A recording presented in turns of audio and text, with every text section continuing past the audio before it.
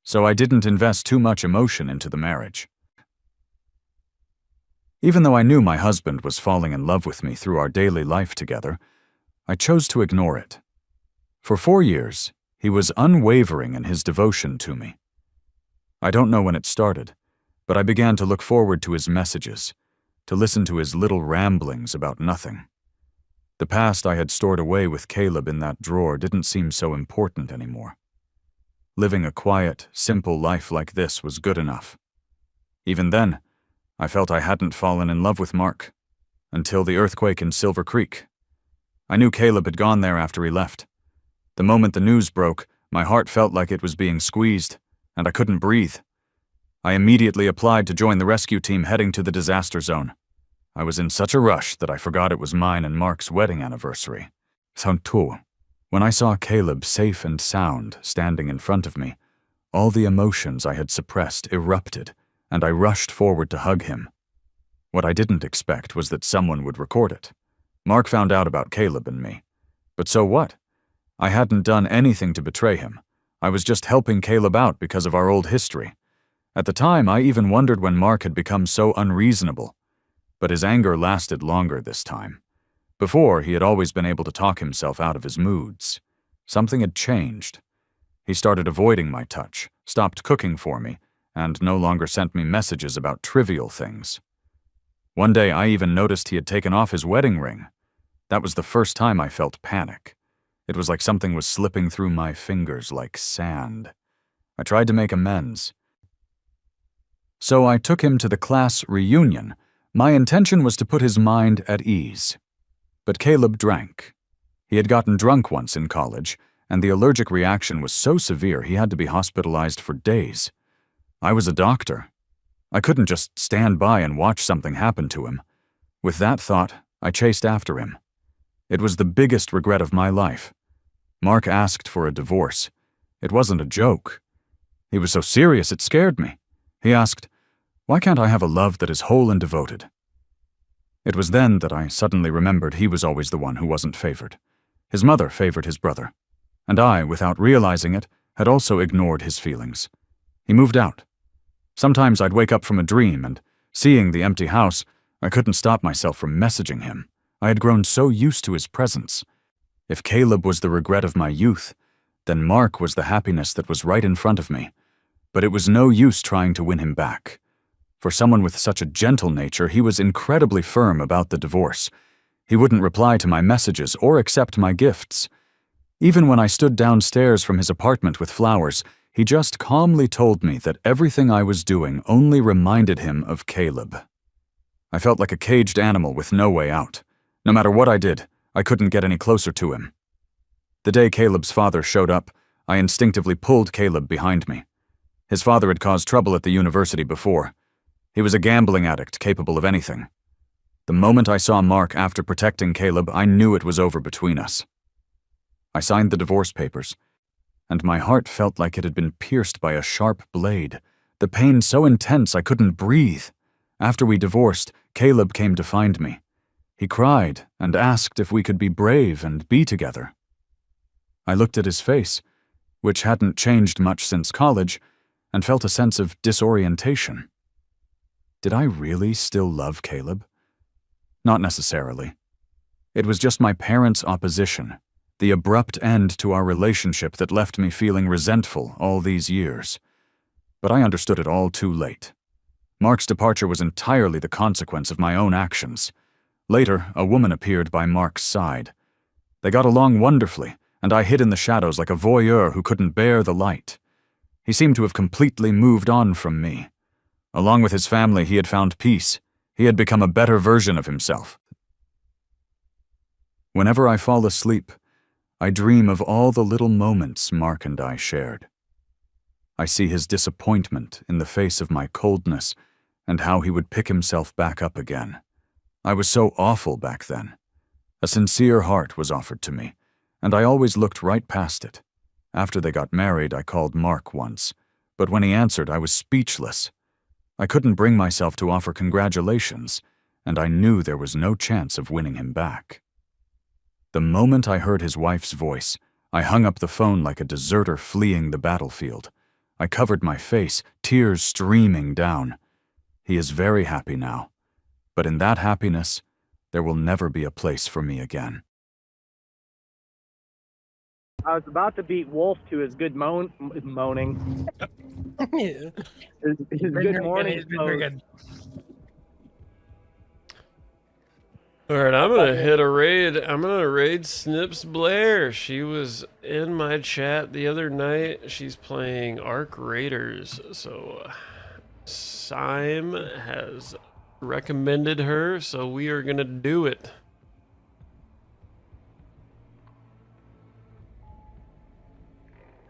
Yeah, I just see somebody was in the voice channel on Discord. I went, what in the fuck? I'm streaming for you if you want to watch.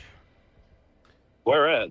If you guys want to hop into my chat to hit this raid, that would be greatly appreciated. Whoever was here tonight, thank you so much for tuning in and watch me don the glizzy. Didn't show your wiener, but alright. Alright, let's hit this fucking raid. I need to end this.